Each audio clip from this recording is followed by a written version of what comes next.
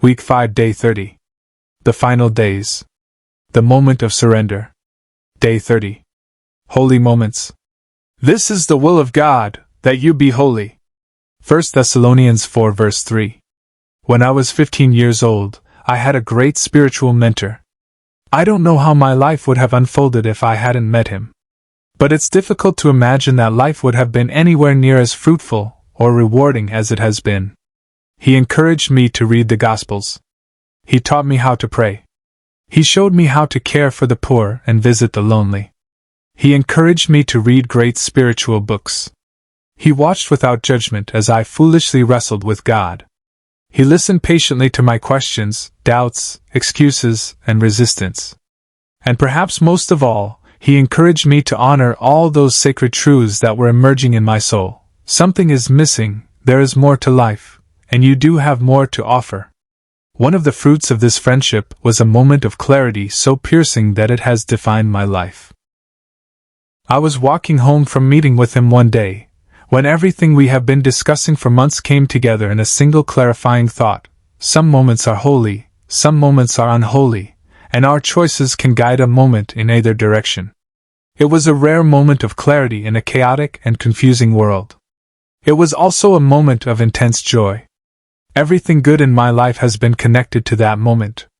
And all that pain and disappointment I have caused myself and others has been the result of abandoning the wisdom that was revealed in that moment. In that moment I realized what was possible. In that moment I learned to collaborate with God and create holy moments. It was a moment of grace like none other. And I have spent my life trying to help others discover that same clarity and joy. It is the only way I know to express my gratitude for the infinite blessings that brought to my life. Now it's your turn. This is your moment. The moment when you realize that despite what your life has been up until now, and regardless of anything you have done in the past, what matters most is what you do next. It's time for your life to make sense. Once we discover that some moments are holy, some moments are unholy, and our choices can guide a moment in either direction, life finally begins to make sense. This is no small thing. Most people in the modern secular world cannot make sense of life. The culture has exiled them from God, religion, and spirituality. So, each day is a frustrated attempt to put together the jigsaw puzzle of life without crucial pieces. And the more disconnected from God our lives become, the more meaningless life becomes. Holy moments inject divine meaning and purpose into every moment of our lives. Meaning is crucial to our health and happiness. We cannot thrive as human beings without it. And we cannot live a meaningful life by filling our life with trivial things and meaningless activities. Holy moments solve the meaninglessness of our lives. Now, let us explore exactly how our choices can guide a moment. For this is the essence of collaborating with God to create holy moments. The crucial question is, what is a holy moment? A holy moment is a simple moment in which you open yourself to God. You make yourself available to Him. You set aside personal preference and self-interest, and for one moment you do what you prayerfully believe God is calling you to do.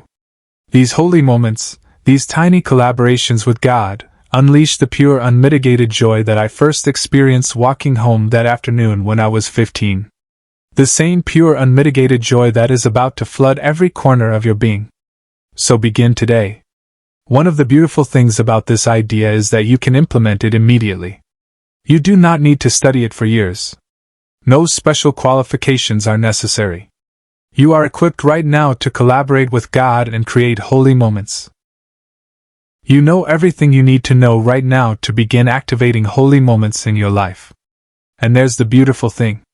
If you can collaborate with God today to create one holy moment, you can create 2 tomorrow, and 4 the next day, and 8 the day after that. There is no limit to the number of holy moments you can participate in. Holiness is possible. Life all comes down to the moment of decision. Learn to master the moment of decision. We all make choices. That's the easy part. The hard thing about choices is living with them. We all have regrets. We all said and done things that we would do differently if we could go back in time. We know we can't. We may have made peace with those choices to some extent, but still, in the quiet hours they haunt us. If I could give only one piece of advice, it would be this: make choices that are easy to live with. Make choices you can look back on longingly, like you do upon the best of times with the best of friends. Life is choices. We are constantly making them. But are we choosing wisely? We are not born great decision makers. It is something that must be learned. The wisdom of holy moments will teach you how to become a great decision maker. When you have a decision to make, consult your future self.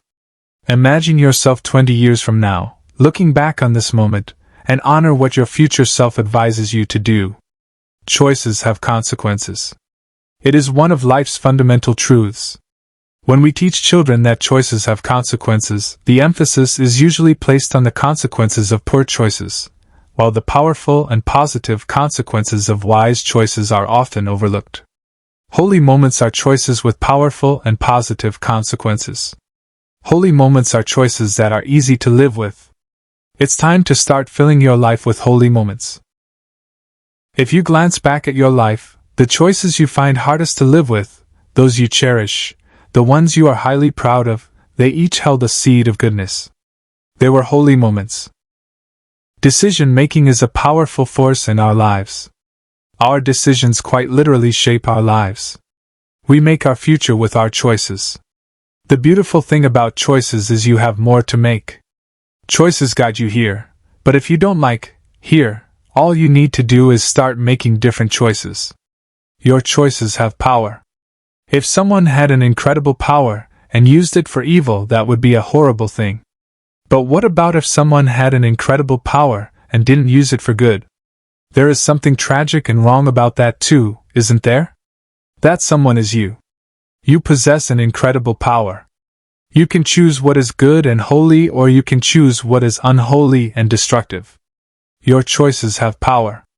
So let me ask you, what are you going to do with the rest of your life? More of the same? Continue to distance yourself with meaningless nonsense? Focus on what you can get. Keep dreaming about a change you know you will never make? Or are you finally, once and for all, ready to do something about the nagging dissatisfaction in your soul?